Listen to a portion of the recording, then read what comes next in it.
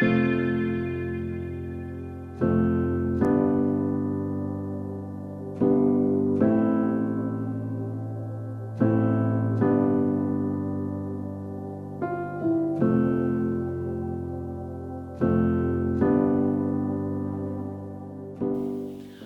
bonsoir spécial à tous et à toutes. Dieu fait grâce et voilà, nous sommes de retour pour continuer à feuilleter notre Bible. Je vous dis bienvenue à cette 19e séance. Bienvenue à toi également, mon cher pasteur. Bonsoir et merci beaucoup. Bonsoir tout le monde. Un plaisir d'être là. Merci. D'accord. Et cette semaine, nous avons reçu pas mal de questions. Eh bien, nous allons faire de notre mieux pour les traiter au fur et à mesure. Pasteur, je sais que tu aimes ce temps d'interaction avec nos participants à Hebdo. Alors, tu es prêt? Bon, eh bien, c'est chaque jour on fait de son mieux et c'est pourquoi aussi on est là, c'est pour répondre aux questions des connectés. Eh bien, voilà, c'est parti. Première question, pourquoi les livres de la Bible ne sont-ils pas classés suivant l'ordre chronologique? Puisque tu as parlé des livres 1 et 2 Chroniques comme étant les derniers livres de l'Ancien Testament. Ok. Merci beaucoup pour la question et je félicite la personne qui vraiment réfléchit pour poser cette question. Alors bien entendu, quand on dit pourquoi, ça suppose seulement qu'on peut faire des réflexions. La vérité est qu'il y a plusieurs manières de classer les livres.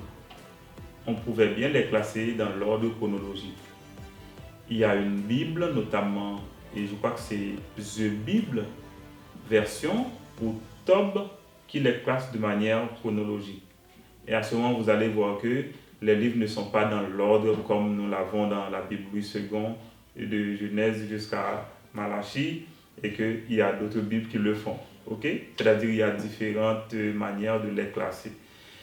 C'est-à-dire, mais tel que c'est classé dans dans la Bible version Louis II, c'est classé surtout dans l'ordre thématique. C'est-à-dire que par sujet, on classe les livres historiques, après on met les livres poétiques, et après on met les livres prophétiques, mais cela ne veut pas dire que parce que le livre prophétique est placé bien après, cela veut dire que ce livre a été écrit après. Non, c'est classé surtout par thématique, c'est-à-dire que on a justement évalué pour dire ça c'est le livre prophétique, et mais ça c'est classé parmi les livres prophétiques. Est-ce que vous comprenez? Autrement, il y a beaucoup de livres prophétiques qui allaient être classés parallèlement au livre des deux rois et des deux chroniques. Parce que l'histoire liée avec ces prophètes avait effectivement lieu pendant cette période-là. Mais le fait que c'est classé par thématique, c'est pourquoi c'est, comme vous le voyez dans la Bible, Louis II, bien entendu. Parce qu'il y a d'autres versions de la Bible qui les classent de manière chronologique. Comme je viens de vous dire, The Bible, par exemple, classe les livres de la Bible de manière chronologique. Je crois que la version Tob, traduction œcuménique de la Bible, en fait autant. Ok? Ça c'est justement pour votre information.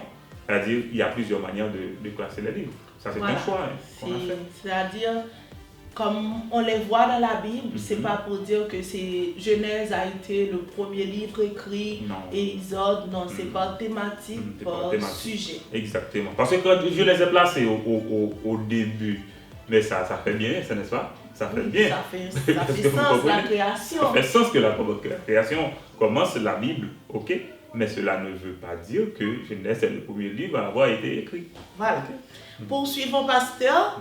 Peut-on considérer les fils d'Abraham nés de Ketura comme étant les Arabes islam aujourd'hui? Je ne pense pas qu'on puisse dire ça avec certitude. Ok? Mais la question vraiment pour l'islam arabe, je crois que c'est avec Ismaël, avec Ésaü. Ok, ce sont ces descendants-là d'Ismaël et d'Ésaü. C'est de là que vient ce peuple arabe et aussi cette religion islamique etc. Mais pour Keturah, je ne pense pas que ce soit le cas, mais peut-être ça peut être nécessaire d'approfondir les recherches, mais ce dont je suis sûr, c'est Ismaël et Ésaü, ok? C'est à partir de leurs descendants que l'on a les peuples arabes et aussi la religion islamique. Ok.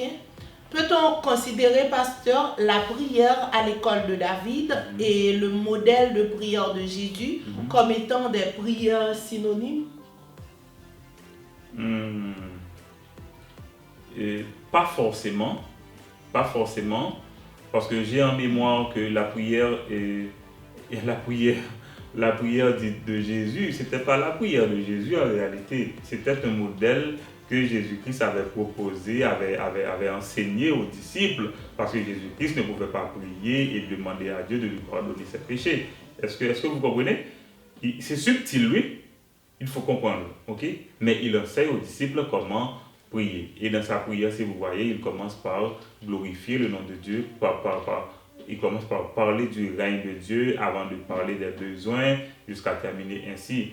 Bon, là, ce n'est pas le même modèle parce qu'avec David, ça commence par la reconnaissance, ok, par reconnaître effectivement il y a des ressemblances, mais ce n'est pas les mêmes prières et ce n'était pas fait non plus dans les mêmes contextes. Ok. Pouvez-vous m'aider, pasteur, à comprendre ces deux thèmes, temps Kairos et temps Chronos?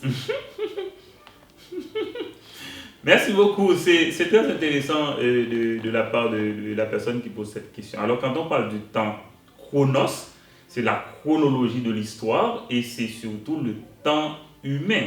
Ok? Le temps chronologique, c'est le temps T qui vous dit que voici un certain nombre de périodes qui existent dans l'histoire, la préhistoire, l'histoire, les temps modernes, etc. Okay? Mais quand on parle du temps Kairos, ça c'est autre chose. Ça fait référence à la révélation de Dieu. Ça fait référence à l'accomplissement de la révélation de Dieu. Et c'est pourquoi Dieu, lui, il vit et fonctionne dans le Kairos. C'est le temps de l'éternité. Et le Chronos, c'est le temps que nous vivons, on peut dire 10, 15, 20 années, etc.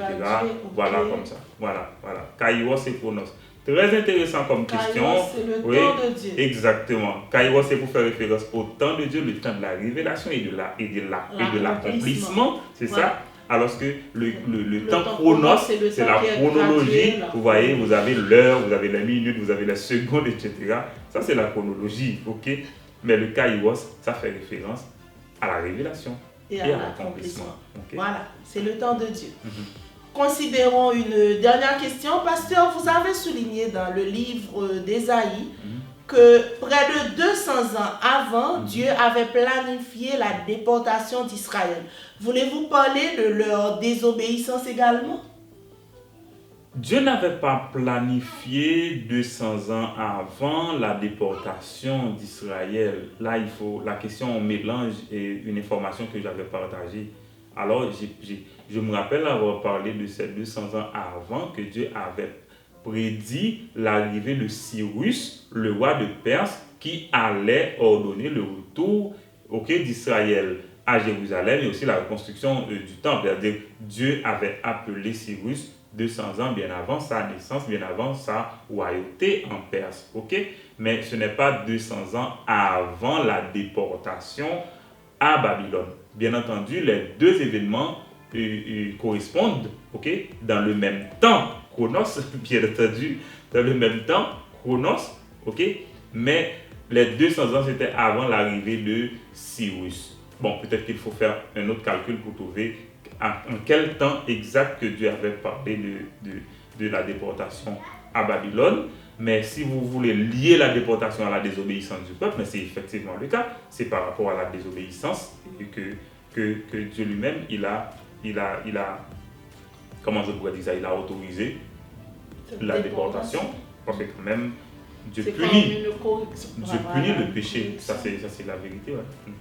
Une fois de plus, pasteur, je ne peux que te remercier en mon nom et au nom de chaque participant à Hebdo pour les réponses aux questions. C'est un bonheur d'être avec vous. À vous également, chers participants à Hebdo, je vous dis merci de votre fidélité.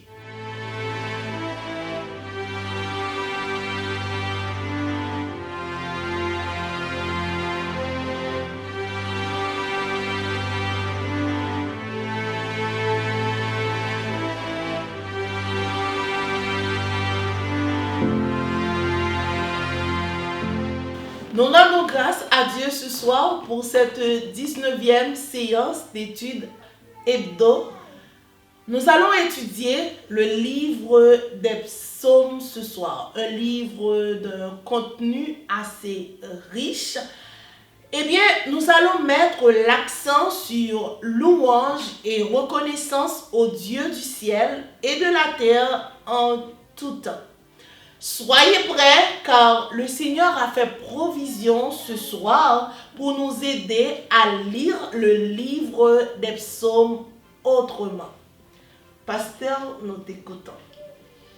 Merci beaucoup Dulka et merci à tout un chacun dans cette grande aventure dans l'étude de la parole de Dieu. Je sais que ce n'est pas très facile de suivre une étude de manière systématique parce que ça peut lasser certaines fois. Mais vous savez, il y a le fast-food, il y a aussi la nourriture solide.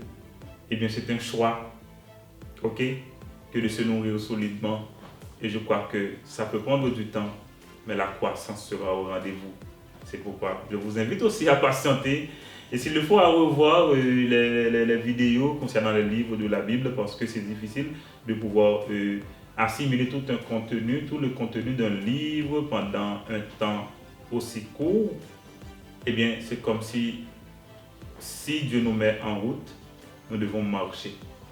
À ce moment-là, nous devons relire les livres de la Bible et aussi revoir aussi les contenus des vidéos. Ça va permettre quand même, ça va aider. Moi, j'en suis sûr, ça va aider parce que moi, de mon côté, je suis obligé de les revoir parce que ça me permet de me rappeler les données et de pouvoir les utiliser à bon escient. Encore une fois, nous sommes là pour le livre des psaumes, louange, reconnaissance à Dieu et ceci en tout temps. Quand on parle des psaumes, vous savez très bien qu'on est dans les livres poétiques. On a déjà vu Job, maintenant on est dans les psaumes, après on va voir Proverbes et même Cantique des Cantiques comme livre poétique. Vous voyez comme c'est classé de manière thématique dans la Bible. Voilà, célébrer la grandeur et la bonté de notre Dieu en toutes circonstances. Exprimer nos besoins du Seigneur, nous avons besoin de lui. Demeurer dans la présence de Dieu et imprégner son royaume, voilà pourquoi on est là dans cette étude qui concerne le livre des psaumes. Vous connaissez très bien déjà le plan d'hebdo, une petite salutation et après on va lire une portion d'écriture et prier avant d'entrer dans le contenu du livre et enfin nous allons voir quelques actualités et la conclusion. C'est important. Eh bien, amis, je vous renouvelle mes salutations très spéciales et c'est un plaisir que d'être avec vous, chers connectés, à l'hôtel du foyer de communion, à l'heure de notre séance d'étude des livres de la Bible. Hebdo 19, hein? Oui. Le livre des psaumes, expression de l'âme en louange, en reconnaissance et aussi en complainte à Dieu. Rappelez-vous notre séance d'Hebdo 18 quand nous avions considéré le livre de Job, le mystère de la souffrance du juste. Je prends le temps pour attendre que vous complétiez ce titre, puisque je sais qu'on ne saurait ne pas se rappeler un tel livre. Et pourquoi on avait étudié Job? C'est pour réaliser que tout ne dépend pas de nous, tout ne dépend pas de la terre.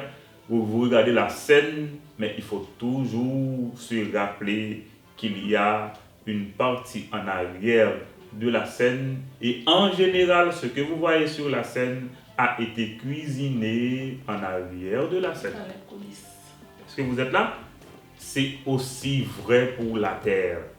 Des choses que nous vivons, des réalités, des obstacles et tout ça, il y a un combat inlassable, incessant dans le monde invisible. Et si vous voyez que vous êtes là comme croyant, vous vivez sachez bien que l'Éternel combat pour vous 24 heures sur 24 dans votre temps chronos.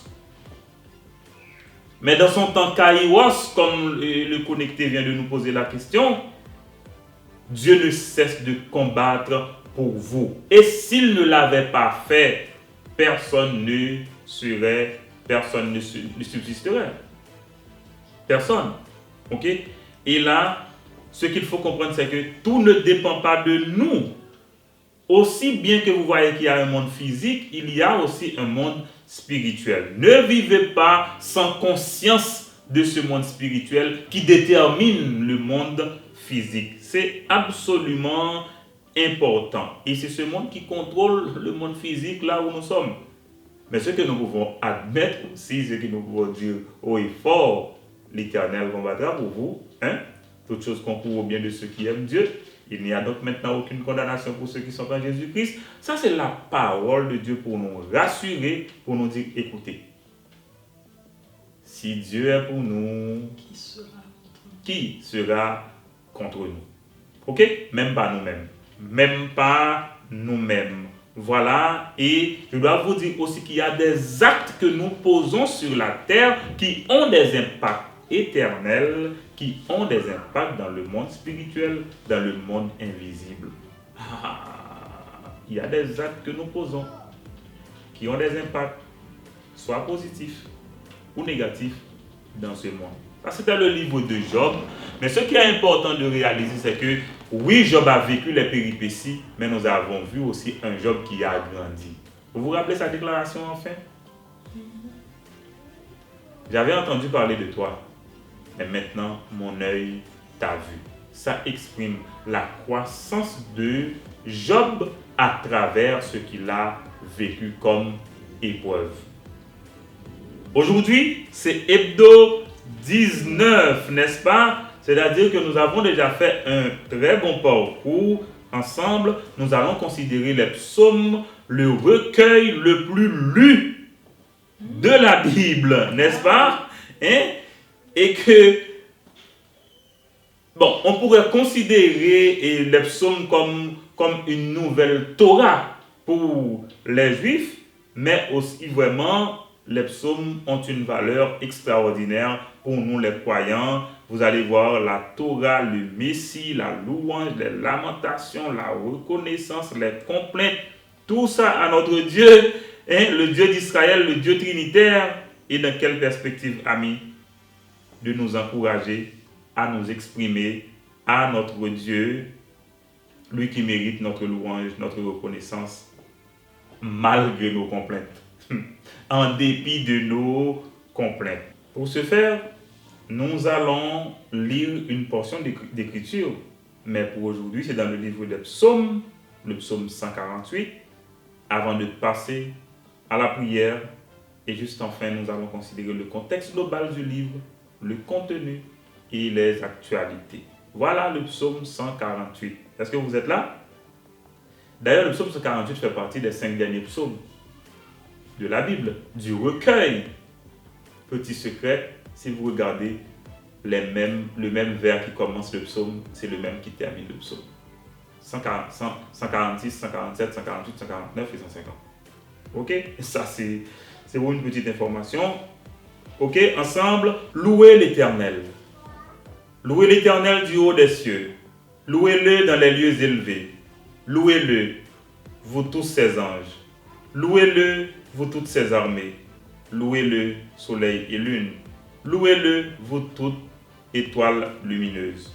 Louez-le, cieux des cieux. Et vous, ô qui êtes au-dessus des cieux, qu'ils louent le nom de l'Éternel, car il a commandé et ils ont été créés. Il les a affermis pour toujours et à perpétuité. Il a donné des lois, il ne les violera pas. Louez l'Éternel du bas de la terre, monstres marins et vous tous abîmes, feu et grêle, neige et brouillard, vent impétueux qui exécutait ses ordres, montagnes et toutes les collines, arbres fruitiers et tous les cèdres, animaux et tout le bétail, reptiles et oiseaux ailés, rois de la terre et tous les peuples, princes et tous les juges de la terre, jeunes hommes et jeunes filles, vieillards et enfants, qu'il loue le nom de l'Éternel, car son nom seul est élevé. Sa majesté est au-dessus de toute la terre et des cieux. Il a relevé la force de son peuple, sujet de louange pour tous ses fidèles, pour les enfants d'Israël, du peuple qui est près de lui. Enfin, louez l'Éternel. Voilà, amis, comme je vous avais dit, je vous ai fait découvrir que, comme je vous avais dit, je vous ai fait découvrir que dans ces psaumes, les 5 derniers psaumes de la Bible, eh bien, le même vers qui commence le psaume, c'est le même qui termine le psaume. Prions le Seigneur. Voilà. Père, nous te rendons grâce pour l'opportunité de nous rencontrer en ta présence à l'heure de notre 19e séance d'hebdo. Nous bénissons ton nom parce que tu continues de nous nourrir à travers ta parole. Que ta révélation, ta sagesse, ton intelligence soient notre partage et que le nom du Seigneur, Jésus, soit glorifié dans notre vie, maintenant, demain et toujours. Accorde-nous ton illumination du Saint-Esprit, plénitude de ta présence, discernement et clairvoyance pour imprégner ta parole et te laisser l'appliquer dans notre vie. C'est au nom de Jésus nous te réclamons toutes ces grâces. Amen. Amen. Voilà, amis. Quel est le contexte global du livre des psaumes? Si vous lisez avec attention le livre des psaumes, vous allez voir qu'il y a des thématiques qui reviennent à chaque fois, notamment la loi, l'histoire, les hauts faits de Dieu dans le passé, les besoins du présent. Le livre des psaumes, alors les Hébreux, les Juifs, en hébreu on le dit c'est les téléhim. Les téléhim. Alors c'est télé, quand vous entendez le suffixe im, c'est-à-dire que le mot est au pluriel, les téléhim pour les psaumes. C'est une collection vraiment de combien de psaumes? 150 psaumes, ok? Il y en a qui sont des chants de louange, des prières regroupées pendant une bonne partie de l'histoire d'Israël, notamment pendant la période de l'Ancien Testament, avec le roi David et aussi avec la déportation à Babylone. Quand vous voyez les psaumes, vous voyez la poésie hébraïque. Comme le livre de Job, n'est-ce pas? Comme le livre de Proverbes, Ecclésiaste, Cantique des Cantiques, etc. Vous allez rencontrer toujours des répétitions. Ok? On appelle ça le parallélisme. Le parallélisme synthétique ou antithétique, c'est comme si vous êtes capable de lire le psaume et puis vous venez un vers qui, après l'autre vers là, il vient comme si on a dit, c'est pas pour contredire, mais il n'est pas aller dans le même sens avec lui. C'est comme si dans le psaume premier, d'abord il parle des justes et puis il parle des méchants. Toujours gagner parallèle ça. L'aile synthétique, c'est-à-dire qu'il va parler des justes et après il parle des justes. Ok? Mais l'aile antithétique, il parle des justes et puis il parle des méchants. Ok? Ça c'est justement pour vous dire qu'il y a beaucoup à apprendre dans le livre des psaumes. Pour les poètes, sachez que dans le livre des psaumes, vous allez rencontrer des acrostiches aussi. Des acrostiches. Et il y a l'enjambement aussi, des fois, la même idée qui a commencé dans un vers, mais ce n'était pas terminé. Ça continue dans l'autre vers qui suit. C'est pour vous dire qu'il y a beaucoup de ces psaumes-là qui sont écrits en vers. Ok? Et si vous lisez le psaume 119, c'est un acrostiche avec l'ensemble des lettres de l'alphabet hébraïque. C'est comme en français, vous avez A, B, C, D, etc. Eh bien, en hébreu aussi, vous avez Aleph, Bet, etc. que je ne me rappelle pas toujours. Ok? Mais c'est comme ça pour le psaume 119. C'est pourquoi à chaque paragraphe, à chaque strophe, il y a une lettre de l'alphabet hébraïque qui introduit ce paragraphe. Et certains psaumes sont des expressions personnelles de louange et de prière, d'autres pour l'adoration collective, d'autres pour être chantés par la chorale, notamment dans le temple de Jérusalem. Eh bien, quand vous lisez les psaumes, c'est l'adoration du Seigneur par Israël au fil des années de l'histoire. C'est le recueil national des chants d'Israël. Le recueil national des chants d'Israël. Les psaumes Voilà. Pour le contenu, dans ce livre, si vous observez, dans la Bible Louis II, on fait une séparation en 5 livres. Les psaumes 1 et 2 constituent l'introduction du livre des psaumes. Et à partir du psaume 3, on va commencer un premier livre qui va se terminer avec le psaume 41. Il y a un deuxième livre qui commence à partir du psaume 42 jusqu'au psaume 72. Il y a une troisième partie qui commence à partir du psaume 73 jusqu'au psaume 89. Une quatrième partie à partir du psaume 90 jusqu'au psaume 106. Et la dernière partie qui commence à partir du psaume 107 jusqu'à psaume 150. Voilà. Et comment on fait les distinctions? C'est parce qu'à la fin de chacune de ces parties, il y a une doxologie. La doxologie, vous allez voir que c'est « Béni soit l'Éternel, le Dieu d'Israël ». Voilà, c'est ainsi que ça se fait. Le psaume 41, verset 14, c'est ce que vous allez voir. Le psaume 72 aussi, le dernier verset, c'est ce que vous allez retrouver. Le psaume 89, le dernier verset, vous allez voir cette répétition qui se fait à chaque séquence. C'est pourquoi on sépare ces tranches, ok, pour dire voilà comment ça se constitue. Il y a d'autres détails que l'on pourrait bien considérer, mais moi, ce que je fais, je crois que le Seigneur me permet de vous mettre en route.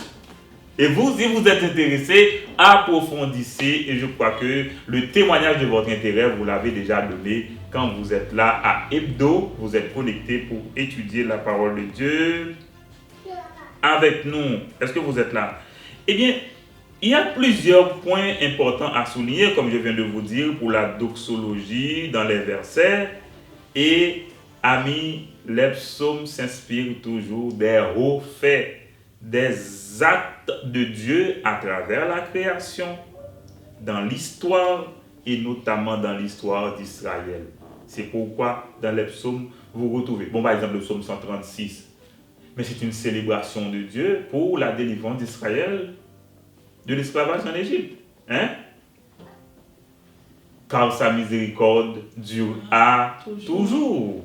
Louez le Dieu des cieux, lui qui a fait passer Israël à travers la mer Rouge, qui a fait périr les Égyptiens c'est pour vous dire que les psaumes célèbrent l'histoire d'Israël, les psaumes célèbrent la création, les psaumes célèbrent les hauts faits de Dieu dans l'histoire.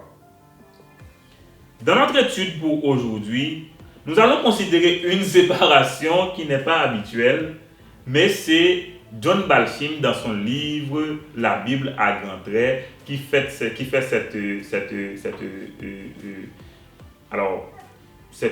division, ok, dans le texte biblique des psaumes, et il a fait 3 séparations que je vais partager avec vous maintenant. D'abord, il a classé un ensemble de psaumes de louange et de reconnaissance dans la première partie.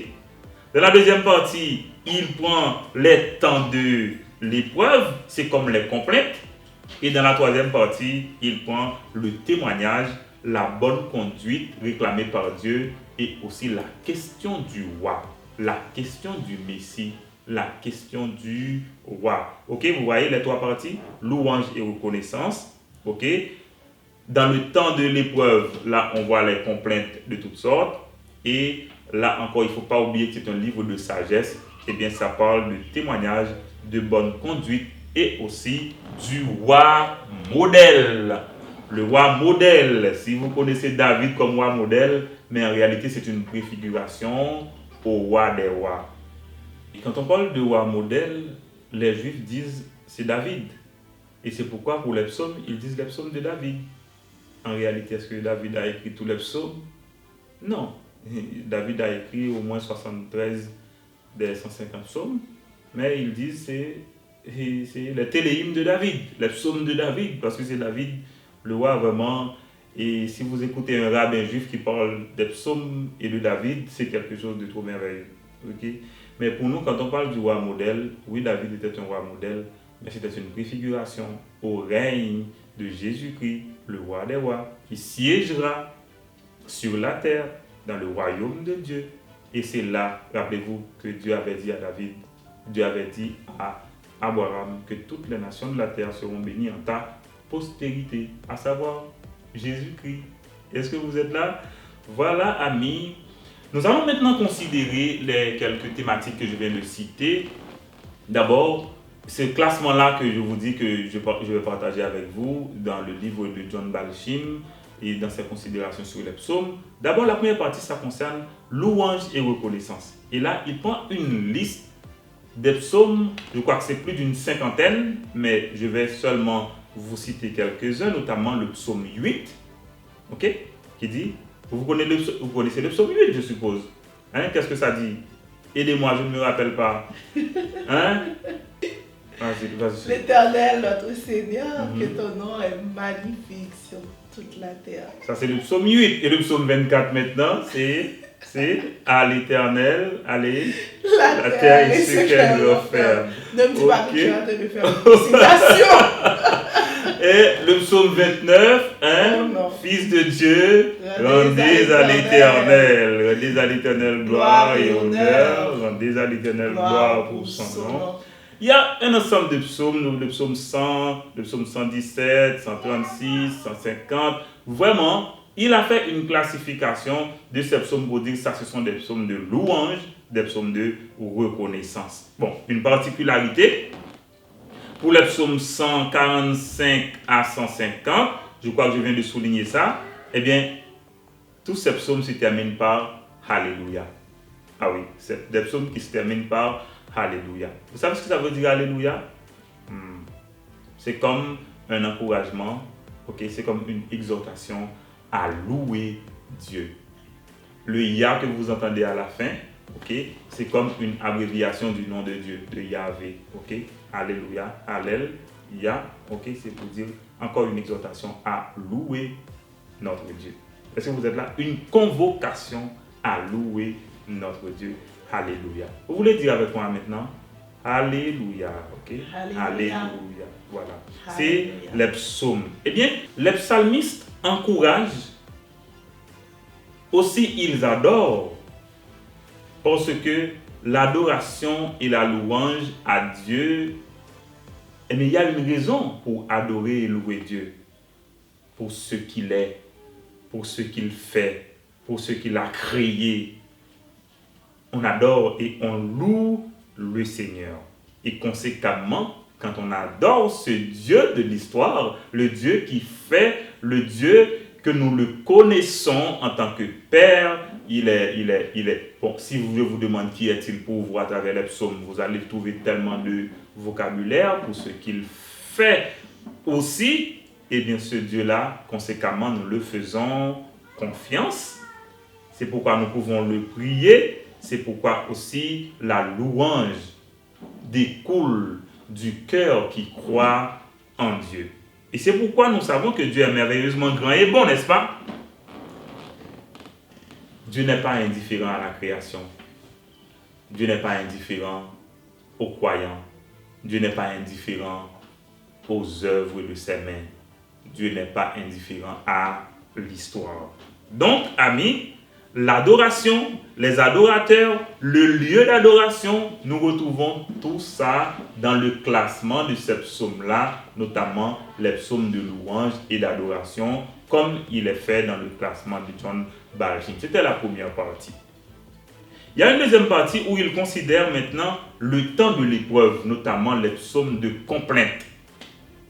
Là, amis, c'est pas facile. Parce que si vous lisez notamment les psaumes des filles d'Asaph, à partir, je crois que à partir de 73 jusqu'à 89, là vous retrouvez vraiment le psalmiste qui exprime ses complaintes devant Dieu pour demander au Seigneur qu'est-ce qui se passe parce que nous ne comprenons pas. Eh bien, tes enfants ne peuvent pas vivre dans cette situation-là. Il faut une délivrance. Et amis, Dieu n'a pas de problème que nous exprimions, ok, nos complaintes à lui.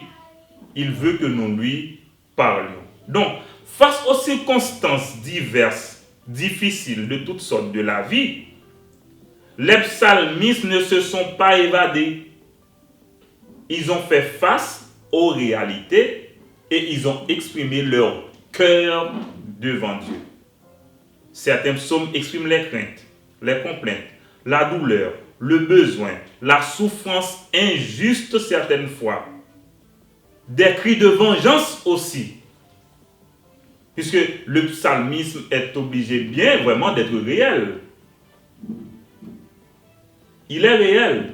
Ce n'est pas un évadé qui souffre en son cœur et qui est en train de rire. Non. Il parle à Dieu.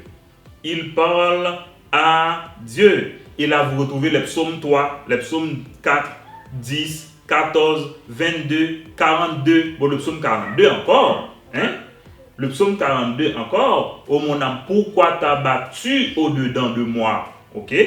J'espère en l'Éternel, je le louerai encore. Ce qui importe, c'est que la louange est toujours présente. Mais on n'a pas peur de s'exprimer. On n'a pas peur de dire à Dieu ce que l'on ressent. Les psaumes 61, les psaumes 60, c'est un tas de psaumes. Peut-être qu'on pourra bien vous partager avec vous cette liste-là, notamment dans la description. Mais c'est très important. Okay? Donc, toutes sortes de problèmes, toutes sortes de craintes, d'inquiétudes, de complaintes, vous entendez, se changent en prière. Ok? En attente d'exaucement. Est-ce que vous êtes là? Voilà les psaumes. Les besoins que nous avons dans notre vie, eh bien, nous les chantons sous forme de prière à notre Dieu. Ok? Les inquiétudes que nous avons, nous les exprimons sous forme de prière à notre Dieu. Est-ce que vous comprenez? Eh bien, c'est ce que font les psaumes, c'est ce que font les psalmistes. Et amis, personne n'est à l'abri des tribulations. Personne n'est à l'abri des tribulations, même pas les croyants. Malgré la vie abondante, vous aurez des tribulations dans le monde. L'adoration dans les épreuves. Ah oui, vous vous rappelez Cantique des degrés? Je lève les yeux vers les montagnes. D'où me viendra le secours? C'est-à-dire, on est dans l'inquiétude. Mais on sait au fond de nous que le secours nous viendra de qui? De l'Éternel qui a fait les cieux et la terre. Les cantiques des degrés. Vous les connaissez certainement, à partir du psaume 120 jusqu'à psaume 134. Vous les connaissez, n'est-ce pas? Les cantiques des degrés. C'est-à-dire quand les Juifs qui avaient laissé l'exil à Babylone retournent à Jérusalem, eh bien pour la montée à Jérusalem, on chante ces cantiques pour se rappeler ce que l'Éternel a fait et que nous pouvons toujours espérer en lui. Est-ce que vous êtes là? Eh bien, dans ces situations-là, on s'exprime. On s'exprime. Dieu est l'abri sûr pour les croyants. Le psaume 91, celui qui demeure sous l'abri du Très-Haut, n'est-ce pas, repose à l'ombre du Tout-Puissant. Eh bien, selon la promesse de Dieu qu'il va nous exaucer en tout temps, en son temps, eh bien, nous lui exprimons nos douleurs. N'est-ce pas? Ça, c'est dans les épreuves, nous exprimons aussi nos complaintes à Dieu. Donc, c'est l'adoration dans les épreuves. C'est l'adoration dans les épreuves. Eh bien, amis, nous avons besoin d'une vie de prière en ce sens. Parce que la vie est fragile, n'est-ce pas? La consolation divine est au rendez-vous. Mais c'est à nous de les appeler à manifestation. Vous comprenez? Pour nos besoins, à tous les niveaux, nous nous exprimons à Dieu et nous lui demandons d'intervenir. C'est comme si nous faisons exister ce qui n'était pas par nos prières. Est-ce que vous êtes là? Eh bien, à l'école des psaumes, on transforme toutes les inquiétudes, toutes les complaintes en prière à notre Dieu. Est-ce que vous êtes là? Quand on est content, on célèbre le Seigneur. Et quand on n'est pas content aussi, on continue de parler à Dieu. La célébration arrive quand même, mais nous nous exprimons à notre Dieu. Et nous disons ça, bon Dieu pas peur pour parler, il veut parler avec lui. Les besoins, c'est vous-même qui dites, et ta cœur ouillé, et ta nan mouillé, situation à vivre là, livre ou parler. Pas quitter le monde faire mes bouches. Vous comprenez? Ou pas besoin d'évader devant mon Dieu. Venez réellement, venez jouer. Vous comprenez? Voilà. C'est la deuxième partie. Hein? Mais il y a une troisième partie que le considérer, c'est le témoignage aussi, la bonne conduite, et avec le roi aussi, ami, les psaumes premiers, heureux l'homme. Heureux l'homme qui ne marche pas. Alors, en hébreu, on dit Ashley, pour heureux, pour bonheur, ok? Alors, pour les béatitudes, heureux, c'est Ashley. Voilà, il y a des personnes qui s'appellent Ashley, mais ce nom signifie bonheur. Et allô Ashley, ok, bien. Et le psaume 50, le psaume 52, ok? Le psaume 119, le psaume 127, c'est pour enseigner la voix de l'Éternel. Le psaume 25, la voix de l'Éternel, pour dire voilà ce que Dieu lui-même, il veut.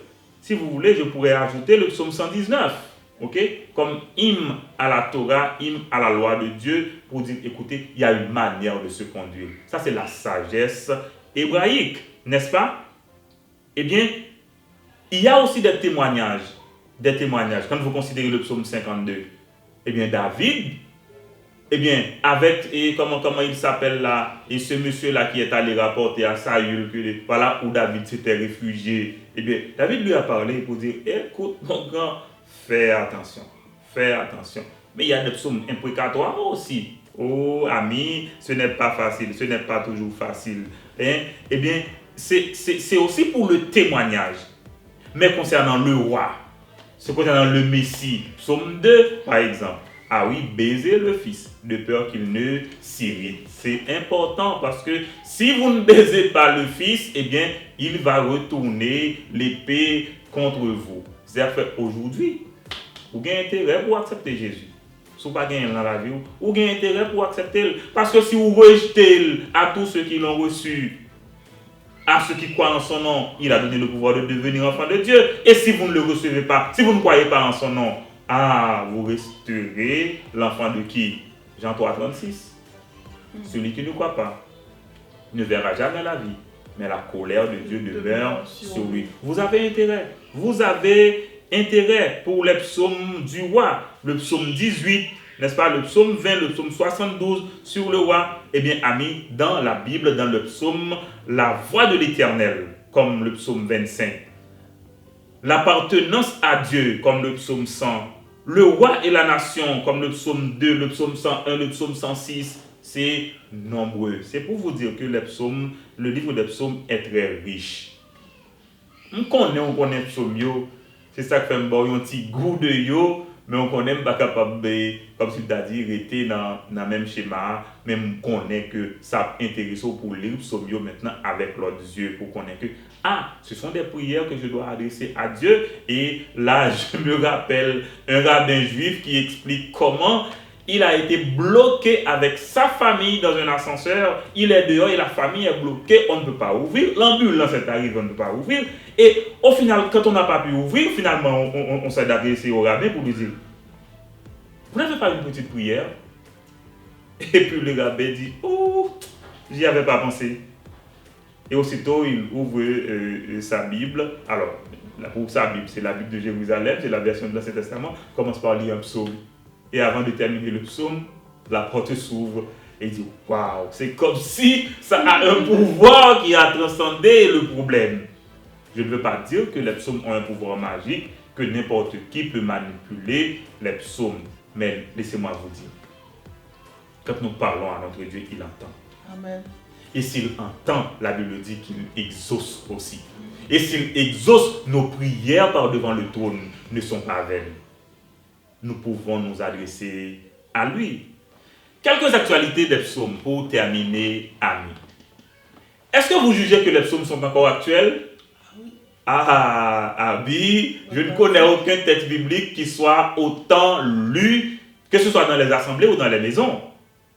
Les psaumes 23, les psaumes 100, psaume 1er, psaume 3, psaume 8, psaume 8, psaume 24, psaume 27, n'oubliez pas, psaume 51, psaume 117, Psaume 150, Psaume 100, Psaume 103. Il y a un ensemble de psaumes qui sont connus. C'est pour dire que les psaumes sont encore actuels. Parce que la vérité, c'est que les psaumes reflètent l'âme humaine dans les jours difficiles ou bien dans les jours de joie. Eh bien, quelle personne ne connaît pas la joie certaines fois? Quelle personne ne connaît pas les difficultés certaines fois? C'est-à-dire, il y a toujours les psaumes. Ça fait partie de la vie, comme dans les épreuves, tout comme dans les moments de joie. Et vous êtes d'accord avec moi que les psaumes, c'est une école de prière aussi. Vous apprenez à prier à l'école de la Bible à travers les psaumes. Et rares sont ceux, même quand un croyant ne lirait pas toute la Bible, au moins, il a lu un psaume. Au moins, il a lu un psaume. C'est pour dire que les psaumes sont encore d'utilité. Et ceci pour toutes circonstances. Je ne vais pas dire à l'utiliser psaume, comme quand des gens disent ça, tout le monde a utilisé psaume, comment utiliser, etc. C'est la parole de Dieu. Respectons la parole de Dieu. Ok? Mais les psaumes sont de grande valeur, que ce soit poétique, littéraire, etc. Mais le pouvoir de la parole de Dieu, vraiment, moi je vous conseille lire, à lire, à relire les psaumes et aussi à les utiliser dans vos prières. C'est important. En conclusion, amis, quand vous lisez les psaumes, vous voyez la Torah, c'est-à-dire la loi, l'enseignement. Et c'est pourquoi les Juifs considèrent les psaumes comme une nouvelle Torah pour la prière, une nouvelle loi pour la prière. Heureux l'homme qui ne marche pas selon le conseil des méchants. Ô peuple de Dieu, louez l'Éternel. Louez l'Éternel, vous toutes les nations. Célébrez-le, vous tous les peuples. Aussi, le roi messianique à venir. Eh bien, le psaume 2, pourquoi ce tumulte parmi les nations? Pourquoi se liguer contre le Fils de Dieu? Ah oui, amis, il sera votre juge. Il sera votre juge si vous ne l'acceptez pas aujourd'hui. Aussi, reconnaissance à notre Dieu pour la création, pour l'histoire d'Israël, pour le salut, n'est-ce pas? Et aussi, des moments de louange, de reconnaissance, notre joie, nous célébrons notre Dieu. Et amis, pour les bonnes nouvelles que le Seigneur nous réserve dans la parole de Dieu, nous le louons, nous disons Alléluia. Et aussi nos lamentations dans les moments de souffrance, dans les moments de gémissement, dans les moments de confusion, de colère, quand nous recevons les mauvaises nouvelles, mais ça, c'est pas facile, nous nous exprimons quand même à notre Dieu. Et dans les psaumes, nous retrouvons la foi, l'espérance, et c'est pourquoi je veux terminer l'étude aujourd'hui par un cri d'Alléluia. Alléluia, comme une convocation à louer et à adorer notre Dieu. Alléluia. C'est comme on se lève et on crie Alléluia, parce que c'est ça les psaumes, c'est ça la parole de Dieu. C'est un livre à lire, c'est un livre de chevet. Toute la Bible est à lire, mais les psaumes, c'est particulier. C'est particulier. Amis, voilà comment on termine cette étude pour aujourd'hui, pour vous encourager à étudier les psaumes et au cas où il y aurait besoin, Hebdo est là. Ok, au cas où il y aurait besoin, le foyer de communion est disponible pour vous accompagner de manière que l'on puisse étudier la Bible et comprendre, parce que nous croyons fermement qu'il faut comprendre la parole de Dieu pour développer une bonne relation avec lui. Merci, amis. Merci.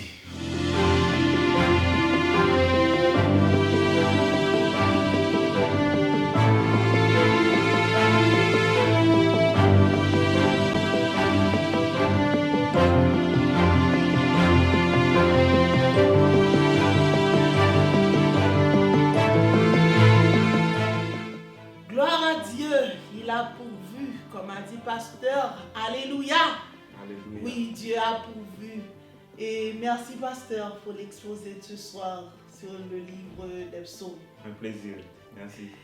Merci également à vous, chers participants, à Hebdo, et vraiment vous avez été fidèles. Et aujourd'hui, c'est notre 19e séance. J'espère que chaque séance vous inspire, vous incite à ouvrir votre Bible pour lire page après page, pour mieux approfondir en connaissance sur la parole de Dieu. Abonnez-vous si ce n'est pas encore fait. Likez les vidéos et partagez le lien avec vos amis, vos connaissances. Surtout, posez des questions pour mieux approfondir. En attendant de vous lire, de lire vos questions dans les commentaires ou sur mon numéro personnel, également, en attendant de vous retrouver sur ce plateau d'hebdo, nous prions notre Dieu et Père de vous garder dans sa grâce et sa fidélité. À la semaine prochaine.